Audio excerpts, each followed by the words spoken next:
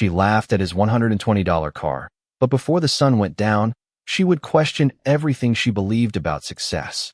The autumn air carried the crisp scent of fallen leaves across the glass-covered parking plaza outside Whitmore Motion Technologies, where polished electric luxury vehicles reflected the morning light like mirrors. Executives stepped from imported sedans, investors admired the newest concept models, and photographers drifted through the crowd searching for perfect moments that looked expensive enough to become tomorrow's headlines. Then an old rust-speckled sedan rolled slowly through the entrance, its faded blue paint scarred by years of honest work, its engine humming with the steady confidence of something that refused to quit. It looked completely out of place among the million-dollar display cars. A few conversations stopped. Several heads turned. Someone quietly chuckled. Behind the wheel sat Ethan Carter, a 39-year-old single father whose denim jacket had seen more winters than he cared to count. His calm gray eyes stayed focused ahead while his daughter, Lily, sat beside him hugging a worn backpack decorated with tiny embroidered wildflowers she had stitched herself. "Dad?" she whispered with a nervous smile. "I think we're parked next to a car worth more than our whole neighborhood." Ethan smiled without taking offense. "Maybe, but ours got us here safely." Lily laughed softly, and the worry faded from her face. Ethan stepped out first, carefully opening the passenger door before helping his daughter onto the pavement. He brushed a small speck of dust from her sweater as naturally as breathing. To him, that simple gesture mattered far more than appearances. Across the entrance, Claire Whitmore emerged from a sleek silver executive vehicle surrounded by advisors and board members. At 34, she had built one of the fastest-growing automotive companies in America. Financial magazines praised her vision. Business networks celebrated her discipline. Employees respected her relentless pursuit of excellence. She noticed almost everything within seconds, including Ethan's weathered sedan. Her gaze lingered just long enough for amusement to replace curiosity. "Is that thing actually running?" she asked with an effortless laugh that carried farther than she intended. Several executives followed her eyes. One shook his head. Another smirked. A young marketing director quietly muttered, "That belongs in a museum." More laughter rippled across the entrance. Ethan heard every word. Lily heard them too. She looked down at her sneakers and tightened her grip on her backpack. Ethan simply rested a reassuring hand on her shoulder. "Don't worry," he said gently. "People usually notice the paint before they notice the person." Claire crossed her arms, still watching the aging sedan with disbelief. "I didn't know cars worth $120 could still pass inspection," she remarked. A few cameras caught the moment. A few phones quietly recorded it. Around them, polished chrome reflected smiling faces, but Ethan never answered with anger. Instead, he reached back into the old car, picked up a neatly folded blueprint tube, closed the creaking door with quiet care, and looked once toward the towering headquarters rising into the clear American sky. His expression never changed. It wasn't pride. It wasn't embarrassment. It was the peaceful confidence of someone carrying a truth that didn't need to announce itself. No one standing there, not the executives, not the investors, not even Claire Whitmore herself, had the slightest idea that before this day ended, the least expensive car in the parking lot would become the one everyone remembered. The elevator doors closed behind Ethan with a soft chime, sealing away the laughter that still echoed faintly through the marble lobby. He stood quietly beside Lily as the numbers climbed toward the executive conference floor. She glanced up at him, searching his face for disappointment, but all she found was the same peaceful expression she had known her entire life. "Does it ever bother you when people judge us?" she asked. Ethan smiled gently before answering. "Only if I let them decide who we are. That part is still our choice." Lily nodded, storing the words away like another lesson her father never needed to raise his voice to teach. Long before expensive buildings and polished boardrooms became part of their day, mornings in the Carter household began before sunrise. Their small white farmhouse sat just outside Cedar Ridge, where the roads were quiet and the coffee always seemed to taste better after a cool walk to the mailbox. Every morning Ethan packed Lily's lunch with careful attention, leaving handwritten notes inside her sandwich bag that simply read, "Be kind," or "Keep learning," or "I believe in you." They never had much money, but somehow their little kitchen always felt rich with laughter. The old sedan waiting outside had become almost another member of the family. Ethan had bought it years earlier from a retired mechanic for $120 after the engine had nearly been written off as scrap. Night after night, after Lily finished her homework at the kitchen table, she watched her father disappear into the garage carrying a flashlight, a toolbox, and endless patience. He never rushed. Every repaired bolt, every cleaned wire, every polished gasket seemed less like fixing a machine and more like honoring something others had abandoned. Most people throw things away when they stop looking new, he once told Lily while tightening a worn bracket beneath the hood. Sometimes all they really need is someone willing to understand them. Those words stayed with her almost as much as the smell of motor oil mixed with fresh apple pie drifting from the kitchen window. At school, classmates often asked why her father still drove such an old car. Lily would simply smile and answer, "Because it has never once failed to bring me home." She believed every word. The sedan had carried them through thunderstorms, summer vacations, doctor appointments, and difficult anniversaries after her mother's passing. It had never cared whether the people inside wore designer suits or work boots. It simply kept moving forward. Back inside Whitmore Motion Technologies, assistants hurried between meeting rooms carrying digital tablets, while giant display screens showcased the future of transportation. Investors admired cutting-edge prototypes designed to redefine American roads. For generations, Ethan walked quietly through the polished hallway without staring at any of them. Instead, his eyes briefly settled on a maintenance technician adjusting a loose ceiling panel. He smiled politely. The technician smiled back. It was the smallest exchange in the building, yet somehow the most genuine. Claire, meanwhile, watched Ethan's reflection through the glass walls from the conference room entrance. There was something unsettling about him. He had not defended himself. He had not argued. He had not looked embarrassed. People usually reacted when she challenged them. They explained themselves, apologized, became defensive, or tried to impress her. Ethan had done none of those things.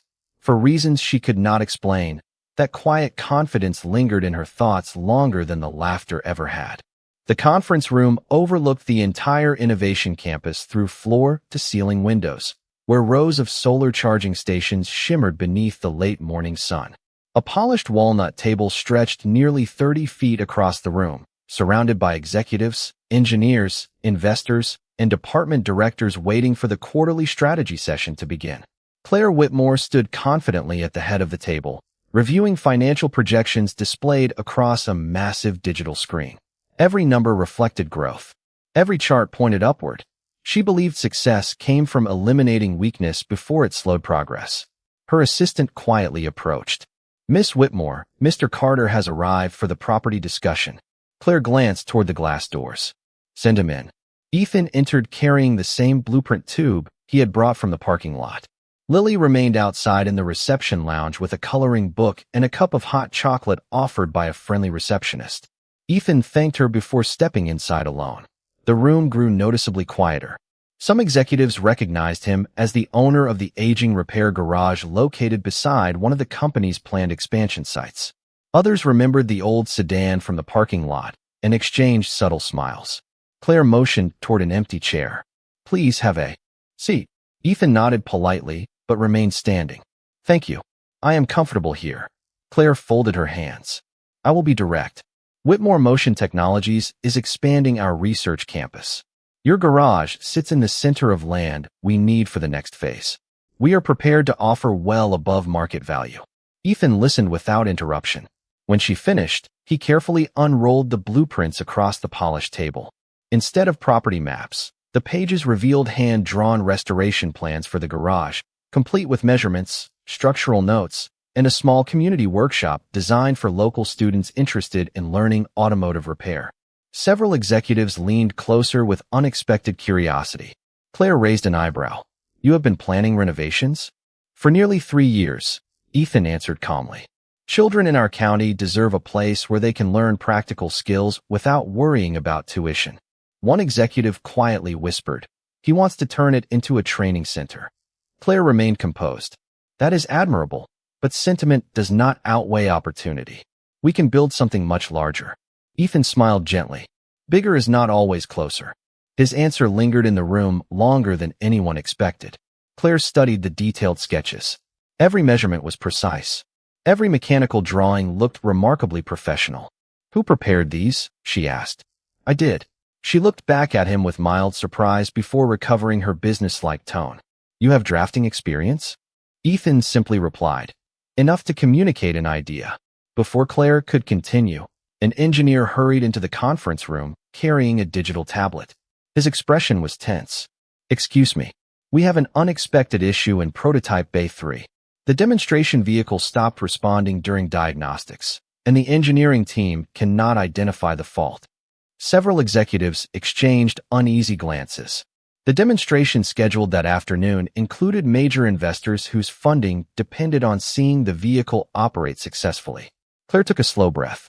"Tell the engineering division to continue troubleshooting. We have less than 2 hours." As the engineer turned to leave, Ethan's eyes briefly settled on the diagnostic image still glowing across the tablet screen. He noticed a tiny waveform fluctuation that appeared for only a fraction of a second before disappearing. He said nothing. He simply rolled up his blueprints, thanked everyone for their time, and quietly walked toward the door while the room focused entirely on the growing technical problem that none of them yet realized was about to change the course of the entire day. Ethan had almost reached the reception area when a sharp electronic alert echoed through the hallway, followed by hurried footsteps moving toward prototype Bay 3. Engineers carrying laptops rushed past one another, speaking in clipped sentences that blended with the low hum of ventilation fans and the distant whine of electric motors cycling through automated tests. Lily looked up from her coloring book.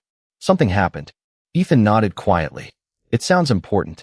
Through the wide observation windows overlooking the testing floor, technicians surrounded a sleek silver prototype positioned beneath bright white inspection lights. Diagnostic screens flashed rows of amber warning messages, while robotic arms remained frozen in place.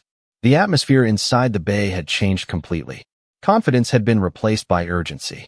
Claire entered moments later with several senior engineers close behind her. "Status," she said calmly. The lead systems engineer exhaled slowly. "The propulsion control module shuts down exactly 12 seconds after initialization. We have replaced sensors, restarted the operating software, and isolated every major subsystem. Nothing explains it." Another engineer added, "We cannot reproduce the failure in simulation. It only happens in the physical vehicle." Claire crossed her arms, refusing to show frustration. "Our investors arrive in less than 90 minutes. Keep working." Ethan stood quietly beside Lily near the observation glass. He watched the prototype for several silent seconds. His attention never settled on the large display screens. Instead, he listened. His eyes followed the sequence of indicator lights across the rear battery housing, then the rhythm of the cooling fans beneath the chassis. Lily noticed the familiar look on his face. "You hear something, do you not?" she asked softly. Ethan smiled without looking away. "Sometimes machines tell you what is wrong before the computers do." She had heard him say that many times inside their little garage. A young technician stepped outside the testing area carrying a tray of replacement components. As he hurried past, Ethan politely asked, "Has anyone checked the synchronization timing between the battery management controller and the thermal balancing circuit?" The technician blinked in surprise. I do not think so." Before he could continue, another engineer overheard the conversation and gave a skeptical smile. "Sir, this platform contains over 5 million lines of software. It is far more complicated than repairing an old sedan." Ethan nodded respectfully. "I imagine it is." He did not argue. He did not insist. He simply stepped back beside Lily. The technician disappeared into the bay without another word. Minutes passed. More alerts appeared across the diagnostic displays. Replacement modules came and went. The prototype continued shutting itself down after exactly 12 seconds. Inside the control room, quiet confidence slowly gave way to restless uncertainty. Claire watched every unsuccessful attempt with increasing concern. Then she noticed something unexpected through the glass. Ethan was no longer looking at the vehicle itself. His attention rested on a tiny waveform displayed on a secondary engineering monitor positioned several yards away. His eyes narrowed ever so slightly, almost as though he recognized an old friend hidden inside unfamiliar technology. Claire found herself studying him instead of the failing prototype. Why was a small-town mechanic paying attention to advanced electrical diagnostics with such calm focus? Before she could dismiss the thought, the same young technician returned from the testing floor looking more puzzled than before. He hesitated, then quietly approached Ethan. "Excuse me," he said. "How did you know to ask about the synchronization timing? We just checked. There is a delay. Very small. We almost missed it." Ethan answered with the same quiet humility he had carried all day. "I did not know. I only noticed the cooling fans were trying to solve a problem before the software admitted one existed." The technician stared at him for a long moment, uncertain whether he had just spoken to an ordinary mechanic or someone who understood far more than anyone in the building had imagined. The young technician hurried back into prototype Bay 3 carrying nothing but questions. Within moments, several engineers repeated the synchronization test, this time slowing every diagnostic sequence to a level they normally considered unnecessary. The giant display wall filled with graphs, timing curves, and electrical signals flowing through thousands of interconnected systems. At first, everything appeared perfectly balanced. Then, almost hidden beneath a cascade of automated corrections, a tiny delay surfaced for less than a tenth of a second before disappearing again. The room felt unexpectedly quiet. "There it is," one engineer whispered. "How did we miss that?" Another zoomed in on the waveform until the flaw became impossible to ignore. The thermal balancing circuit was compensating for a communication lag before the battery management controller completed its verification cycle. Individually, neither system was technically failing. Together, they were quietly disagreeing just enough to force a protective shutdown exactly 12 seconds after startup. Claire stepped closer to the screen, studying the data with growing disbelief. "Can it be corrected?" The lead engineer hesitated. "Possibly, but we have never seen this interaction before. We would need to rewrite portions of the synchronization logic, then validate every safety layer before attempting another activation." He glanced toward the countdown clock, showing barely more than an hour before the investor demonstration. Nobody spoke. Every minute now carried enormous weight. Outside the observation glass, Ethan remained beside Lily, who noticed the unusual silence spreading through the engineering team. "They found something, did they not?" she asked. Ethan nodded. Gently. "They found where to begin. Sometimes that is the hardest part." Before either of them moved, the same young technician returned once more, this time accompanied by the lead systems engineer. His earlier confidence had softened into genuine curiosity. "Mr. Carter," he said respectfully, "would you mind looking at something? I know this is unusual." Ethan looked toward Lily. She smiled. "Go ahead, Dad. I will be right here." Ethan entered the testing bay for the first time that morning. The spotless floor reflected bright overhead lights while the silver prototype stood perfectly still, surrounded by cables, diagnostic carts, and anxious faces. Nobody laughed now. The lead engineer pointed toward the expanded timing graphs. "You noticed this delay without seeing the data. How?" Ethan studied the display for several quiet seconds before answering. When the cooling fans changed speed, they were responding to heat that should not have existed yet. That told me two systems were living on slightly different clocks. Machines have rhythms, just like people. When the rhythm changes, there is always a reason. Several engineers exchanged thoughtful glances. His explanation sounded almost too simple, yet it matched the evidence perfectly.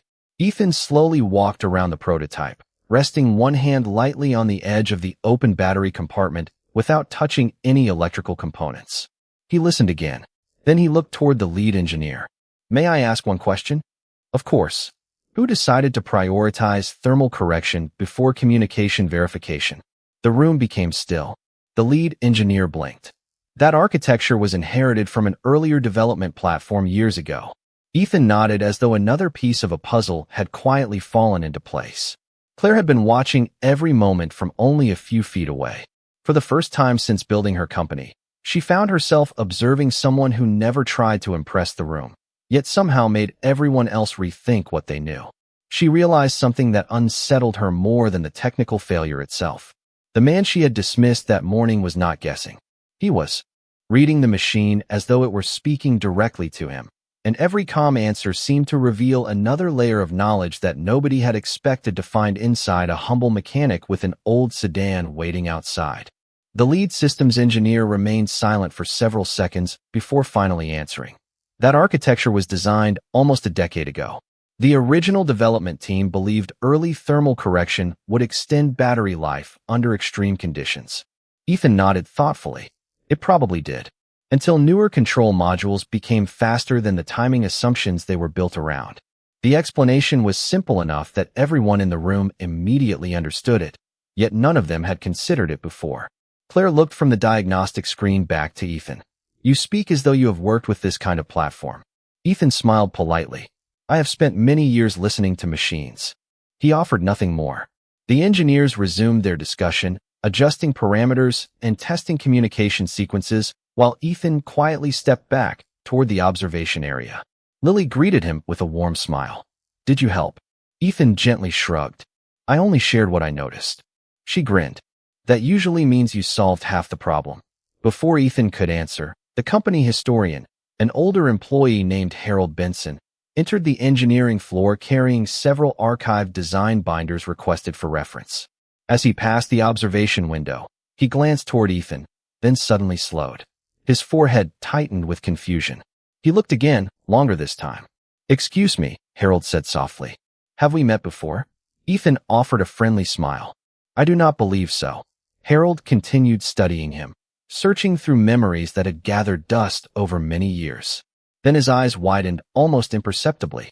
He hurried toward one of the archive shelves and opened a thick commemorative engineering book created during the company's earliest research partnerships. Page after page turned beneath his fingers until he stopped on an old group photograph taken nearly 12 years earlier at a national automotive innovation conference. Most of the faces looked younger, but one stood out immediately. Harold slowly lifted the photograph beside Ethan's face. The resemblance was unmistakable. A younger Ethan stood in the center of the engineering team, receiving an innovation award, wearing a crisp suit instead of a denim jacket, smiling beside some of the most respected automotive researchers in the country. Harold looked back at Ethan with genuine astonishment. You were Dr. Nathan Holloway's lead systems engineer. Several nearby employees paused their work. Claire turned immediately. Dr. Holloway, she repeated. The name carried enormous weight throughout the automotive industry. Nathan Holloway had pioneered several breakthrough electric drive technologies that transformed modern vehicle design. Harold nodded slowly without taking his eyes off Ethan. Everyone in research knew that team. They solved problems other companies considered impossible. Ethan lowered his eyes briefly before answering. That was a long time ago. Harold carefully flipped another page. Patent photographs, technical conferences, research demonstrations. Ethan appeared again and again, never standing in front, always just behind the spotlight, usually taking notes while others accepted recognition. Claire walked closer until she could clearly see the faded images. Why did you leave? She asked quietly. Ethan rested one hand on the blueprint tube he still carried. For a moment, the busy testing floor seemed strangely distant. My wife became ill, he answered with calm honesty. There were meetings I could replace. There were years with my family that I could not. His voice never wavered. After she passed away, raising Lily became the only position I wanted to hold. No one spoke. The constant clicking of keyboards seemed softer now. Even the mechanical sounds from the testing bay faded into the background. Claire looked at the old photographs once more, then at the quiet man standing before her. She remembered laughing at his worn sedan only hours earlier. Now she realized she had never been looking at a struggling mechanic. She had been looking at a man who had quietly walked away from extraordinary success, not because he had failed, but because he had chosen love over recognition, and somehow that choice made him far more remarkable than any title hanging on the walls of her company. Silence settled over the engineering floor in a way no alarm ever could. Nobody looked at Ethan the same way anymore. The worn denim jacket had not changed. Neither had the work boots or the faded blueprint tube tucked beneath his arm. Yet every person standing nearby suddenly realized they had mistaken simplicity for limitation. Claire slowly closed the archive book and handed it back to Harold. Why did nobody know you were part of that team? She asked. Ethan gave a small smile. Because I never needed anyone to know. Before Claire could respond, every light inside Prototype Bay 3 flashed amber at once. A louder warning tone echoed across the facility as the primary engineering display filled with red notifications. The lead systems engineer turned pale. We have another problem. Everyone rushed toward the control station. The prototype had accepted the timing correction, but during the latest validation sequence, an entirely different failure appeared inside the integrated power management network. One by one, diagnostic windows opened faster than the software could organize them. Battery output is unstable. Drive controller is rejecting authorization. Thermal protection just locked the entire platform. The engineer shook his head. This is not one fault anymore. The entire control network is cascading. Claire stared at the countdown clock mounted above the testing floor. Less than 45 minutes remained before investors from across the country arrived for the demonstration that would determine the future expansion of Whitmore Motion Technologies. Months of preparation now balanced on a system that refused to cooperate. One executive quietly whispered, "If this demonstration fails, they may suspend funding." Another added, "Without that investment, Phase 2 cannot begin." Claire took a slow breath, determined not to panic. Keep isolating every subsystem. We solve one problem at a time. But even as she spoke, another warning appeared. Then another.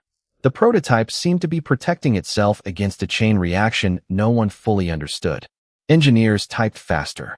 Technicians replaced modules that had tested perfectly only minutes earlier. Nothing changed. Ethan watched quietly from the edge of the testing area. He did not interrupt. He simply observed the sequence of decisions unfolding before him.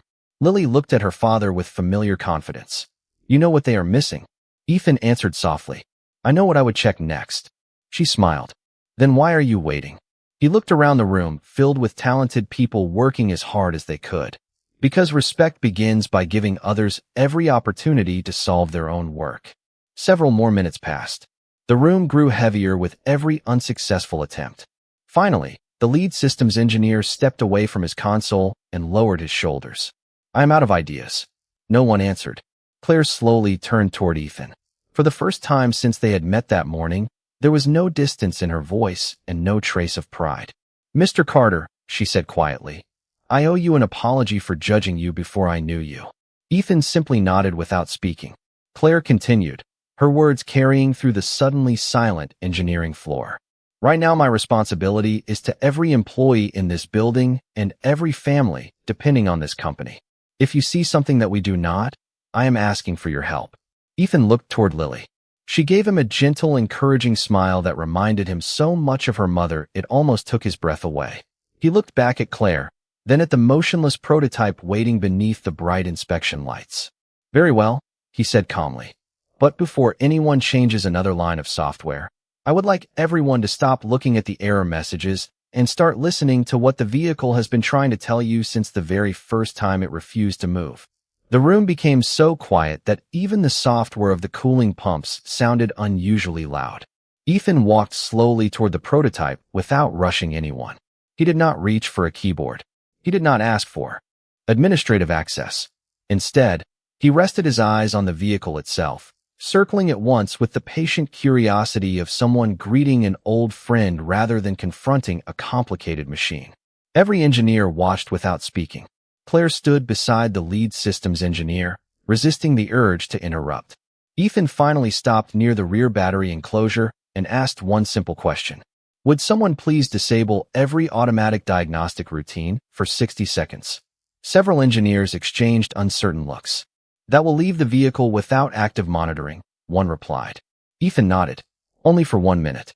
Right now the software is interrupting the conversation before the hardware finishes speaking." Claire answered before anyone else could object. "Do it." Within moments, the automated diagnostic system powered down. The giant screens that had been overflowing with flashing warnings suddenly became almost empty. For the first time all morning, the testing bay felt strangely peaceful.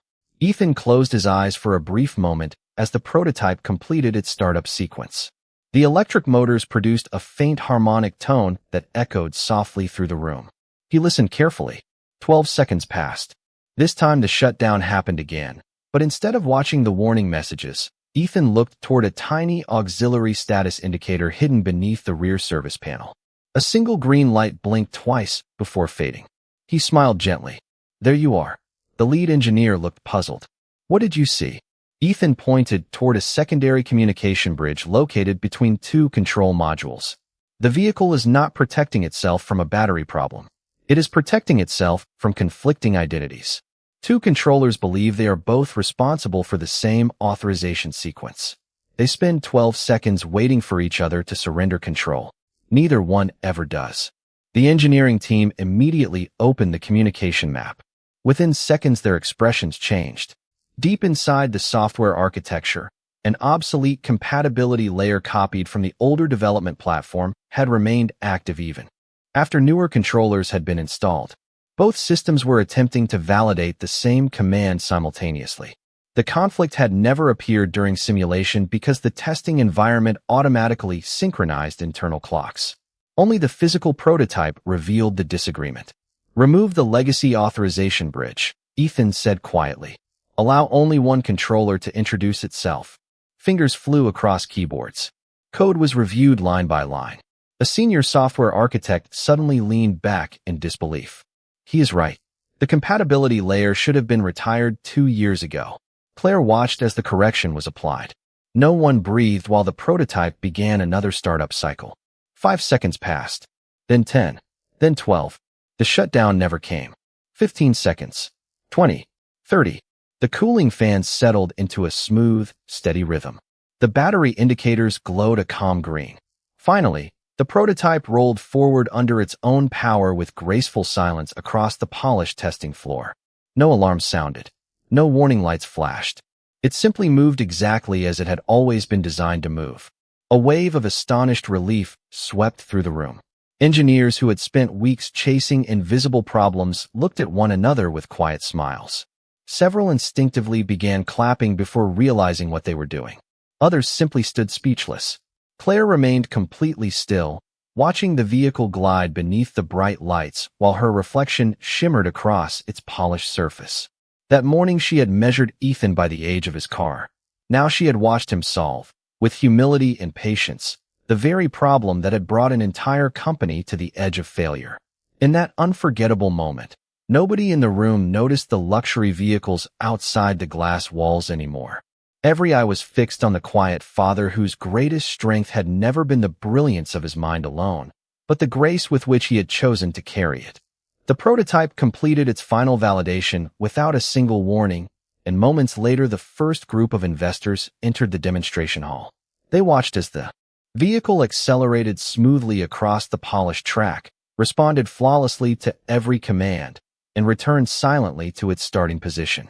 Applause filled the room, followed by relieved smiles from engineers who only an hour earlier had believed months of work were about to collapse.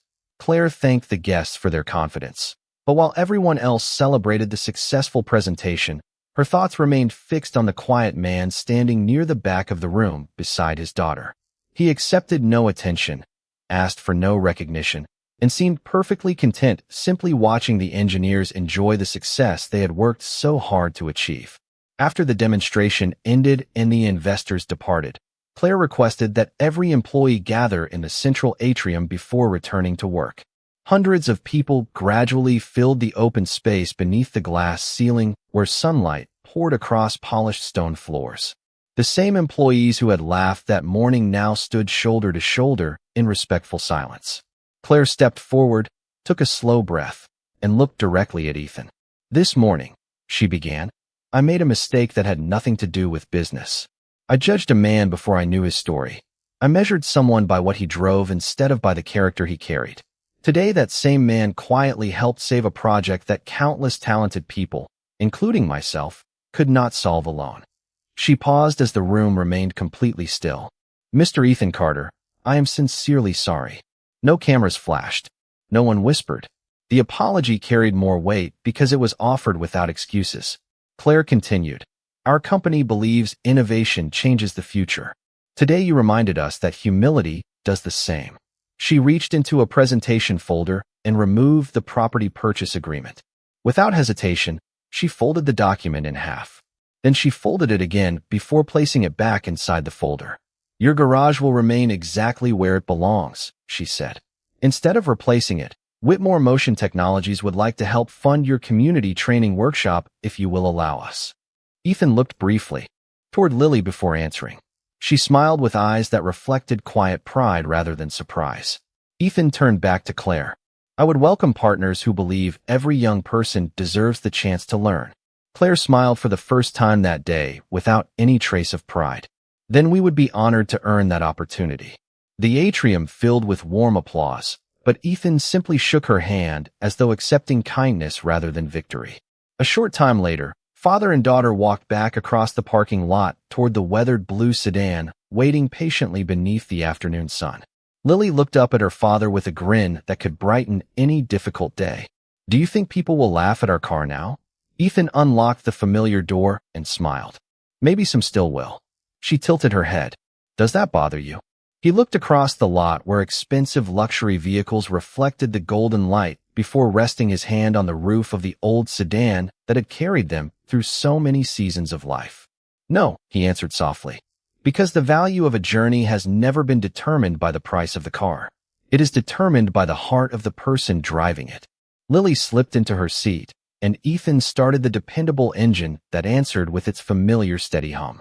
As the old sedan rolled quietly toward the exit, Claire remained standing outside the headquarters watching it disappear beyond the gates. The most valuable lesson her company received that day had not come from advanced technology, financial strategy, or engineering brilliance. It came from a father who never raised his voice, never demanded respect, and never forgot that true greatness is revealed not by what we own, but by the grace with which we choose to live.